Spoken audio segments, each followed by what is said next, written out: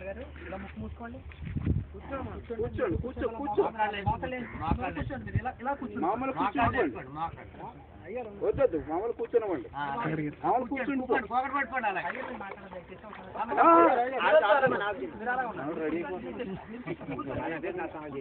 మీరొద్దు మీరు అలా ఉండండి. ఈయనే ఒకరి తర్వాత ఒకరు కూర్చోండి. కుమారుని యొక్క పరిశుద్ధాత్మను బాప్తిస్మం ఇస్తున్నాను.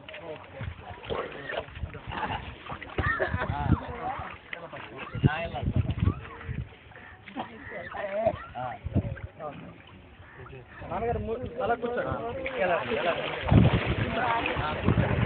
కుమారుని యొక్క పరిశుద్ధాత్మను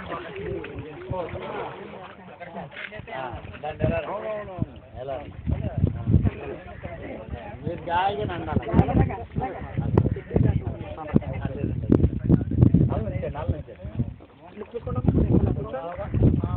తండ్రి కుమారుని పరిశుద్ధాత్మను ఇలా రండి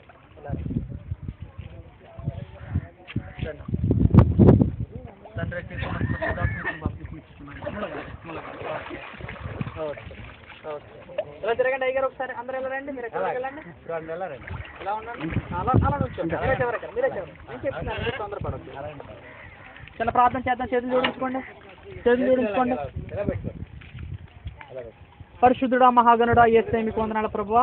4 ఆత్మలో నీ సన్నిధిలోనికి నడిపించబడినందుకు మీకు వందనాలు చెల్లిస్తున్నాను. ఈ యొక్క ఆత్మల భారం ఊహించండి. బిడ్డను దీవించండి, ఆశీర్వదించండి. వీరి కుటుంబాన్ని వర్ధలిచ్చేయండి. వీరి కుటుంబస్తున్న ప్రతి ఒక్కరిని జీవించండి. సంఘంలో వర్ధలిచ్చేయండి. వీరి పేర్లు జీవనంలో దిగించి మహిమా ఘనత ప్రభావం పొంది కృపాకానికి మహదేశ్వరి వీరి ద్వారా అనేక ఆత్మలు రక్షించబడినట్లు వీరిని వీరి కుటుంబాలు వర్ధలిచ్చేయమని వీరి పేరు నుండి జీవగ్రంథం రాసినందుకు మరి ఒకసారి వందనములు చెల్లిస్తాయి. యేసునామమున అడుగుచున్నాము తండ్రి.